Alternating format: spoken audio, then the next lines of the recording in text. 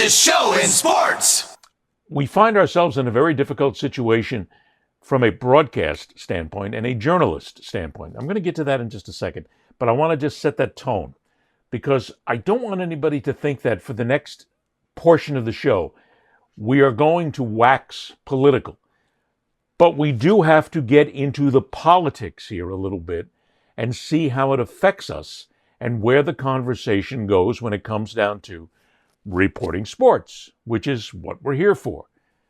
Most of you, I'm sure, if not all of you, know what has happened in the last several days in the taping of this show. That Jimmy Kimmel has been suspended temporarily at ABC from his late-night talk show. That it involves a segment of government. It involves the FCC. It involves decisions by ABC and Disney. Remember, we're not going to get political here. Okay, this is not going to denigrate down into a Democrat versus Republican battle, but set the stage. If you have not seen or heard what exactly got him suspended, this is what happened. We hit some new lows over the weekend with the MAGA gang desperately trying to characterize this kid who murdered Charlie Kirk as anything other than one of them and doing everything they can to score political points from it. In between the finger pointing, there was grieving. On Friday, the White House flew the flags at half-staff, which got some criticism. But on a human level, you can see how hard the president is taking this. My condolences on the loss of your friend Charlie Kirk. May I ask, sir, personally, how are you holding up over the last day and a half, sir? I think very good. And by the way, right there, you see all the trucks? They've just started construction of the new ballroom for the White House, which is something they've been trying to get, as you know, for about 150 years. And it's going to be a beauty. Yes. He's at the fourth stage of grief, construction. There's demolition, construction. This is not how an adult grieves the murder of someone he called a friend. This is how a 4-year-old mourns a goldfish, okay? And it didn't just happen once. When I heard it, I was in the midst of, building a great, for 150 years, they've wanted a ballroom at the White House, right? They don't have a ballroom. They have to use tents on the lawn for President Xi when he comes over. If it rains, it's a wipeout. And so I was with the architects that would design. It's going to be incredible. And they came in, they said, Charlie Kirk is dead. I didn't know what they meant. I said, what do you mean dead? Charlie Kirk was shot. And they thought he was dead because it was so horrific, And I said, dead. And then we installed the most beautiful chandelier. Sconces you wouldn't believe.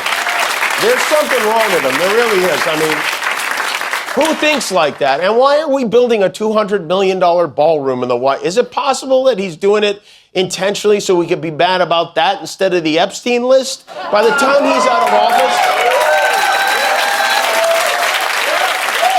the White House will have slot machines and a water slide. Let's take this from the first position, okay? Comedy is necessary in America and necessary in our lives. Did Jimmy Kimmel go over the edge? Maybe. In a couple of areas he did. He certainly called the President of the United States a 4-year-old, and that's not going to make anybody happy. But then comedians do that all the time.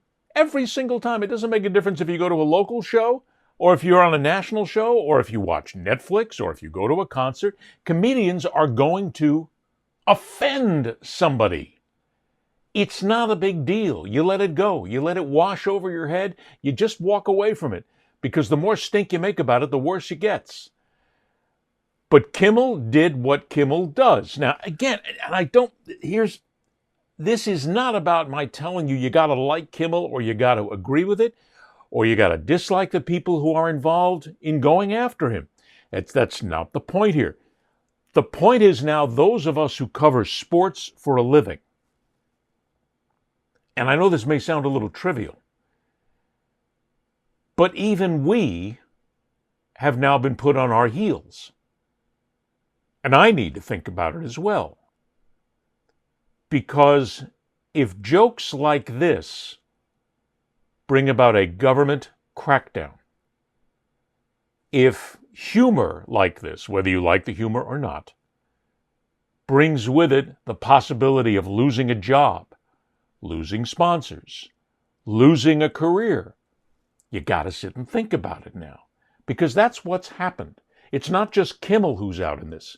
It's his entire staff. All those people involved are no longer working. Their lives have been affected. For what? For a couple of jokes that are no big deal? But that's not the point. The point is the action has been taken.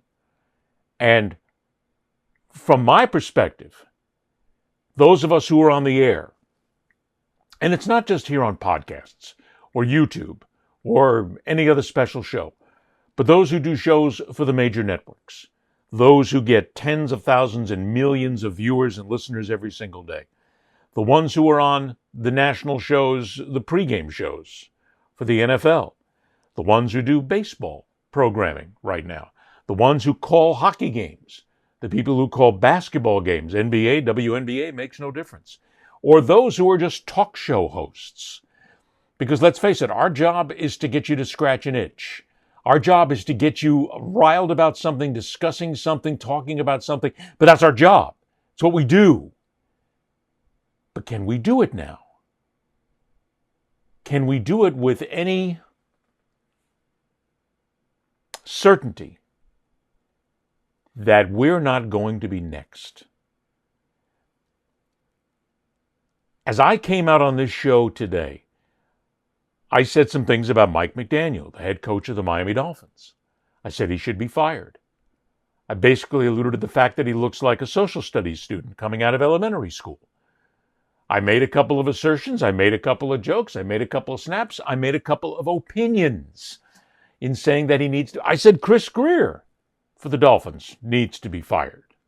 I made some choices that, if things are different, could come back to haunt me.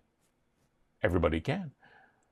Most of you will say, wait a minute, just opinion. But that's part of the point. What Jimmy Kimmel did was opinion. It was comedy, but it was opinion. And he's been punished for it.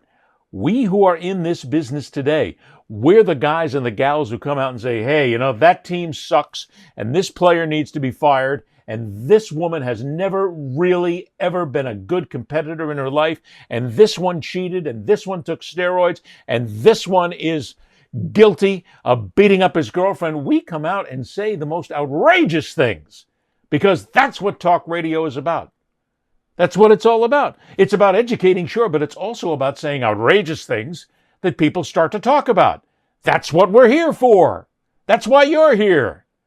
Because you want to hear this stuff, and you want to get into that discussion, and you want to get into the argument, and you want to have the debate, and you want to yell and scream and holler at the screen, whomever is on that other side. That's what we do. That's what you do.